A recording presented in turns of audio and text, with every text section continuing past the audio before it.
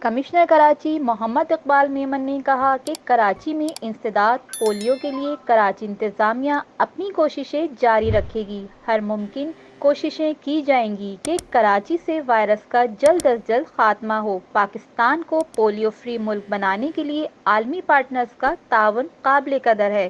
وہ اپنے دفتر میں پولیو اور سائڈ بورڈ POP کے سربراہ اور بل اینڈ میلنڈا گیٹس فاؤنڈیشن کے گلوبل ڈیولپمنٹ ڈویژن کے صدر ڈاکٹر کرس ایلس کی قیادت میں پاکستان کا دورہ کرنے والے 13 رکنی پولیو اور سائڈ بورڈ POP کے ارکان کے ساتھ منعقد جائزہ اجلاس کی صدارت کر رہے تھے۔